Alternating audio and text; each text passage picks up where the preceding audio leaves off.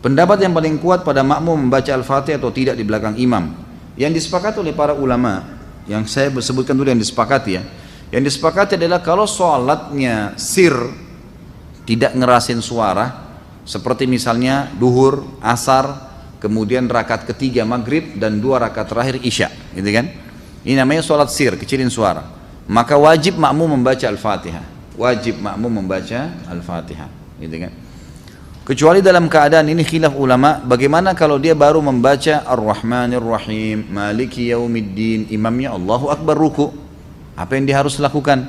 Jumhur ulama mengatakan ikuti imam. Karena dia sudah berijtihad, dia sudah baca, gitu kan?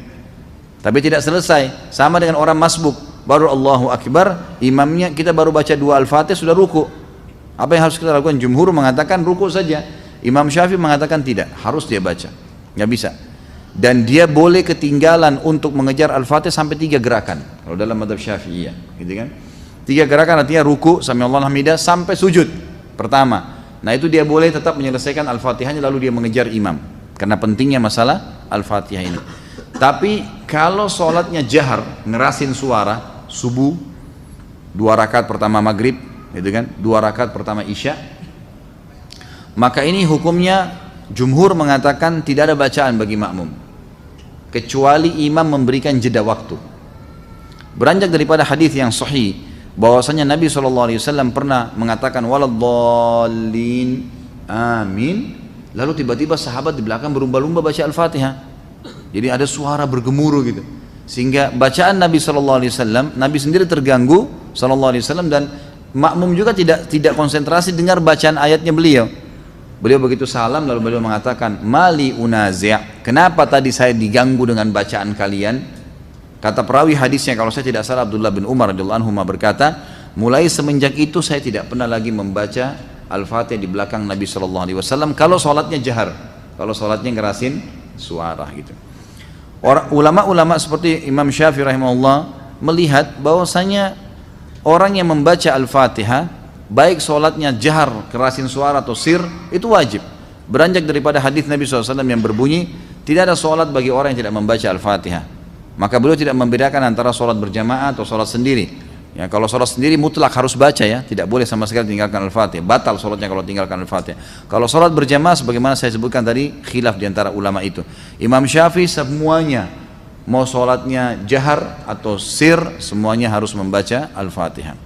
Allahu alam, kalau kita simpulkan, kalau saya simpulkan dari pendapat-pendapat ulama ini, saya melihat kalau seandainya imamnya membaca Al-Fatihah dengan suara keras, jelas ya, kita dengar ya, kita dengar. Seperti sekarang ada mic. Lain kalau mati lampu gelap, tidak kedengaran suara atau kita terlalu jauh dari imam, itu lain. Walaupun sholat jahar tetap wajib baca Al-Fatihah tuh, karena kita tidak dengar. Karena memang Allah berfirman, umumnya ulama berpegang pada ayat ini, a'udzubillahi minasyaitonirrajim, fa idza quri'al qur'anu fastami'u lahu wa ansitu. Kalau Al-Qur'an dibacakan, dengarkan baik-baik dan ya telitilah, jelihlah. Berarti kasusnya adalah kalau dengar. Kalau dengar kita nggak boleh berkata yang lain, gitu kan? Nah, kalau imam sholat jahar, maghrib misalnya, tapi mati lampu, kita di saf ke-5 atau ke-6, ke-7 ke belakang, nggak dengar. Atau sholat di belakang perempuan, nggak dengar sama sekali. Mereka tetap baca Al-Fatihah selama tidak dengar. Tapi kalau mereka dengar Al-Fatihah itu, seperti tadi imam kita Masya Allah membaca misalnya, kita dengar. Dan pada saat mengatakan waladdallin, kemudian semua mengatakan amin. Begitu selesai amin, imamnya baca langsung surah. Nah ini Allahu alam, yang lebih dekat pendapat ulama mengatakan tidak lagi baca Al-Fatihah. Kembali kepada hadis, ya, bacaan imam adalah bacaan makmum. Itu sudah ada hadis yang menjelaskan masalah itu. Tapi kalau imamnya jeli dan dia lebih faham masalah fikih menjadi imam, adalah setelah waladdallin amin, imamnya diam jeda 7 ayat Al-Fatihah. Maka pada saat itu makmum silakan baca, gitu kan? Dia membacanya.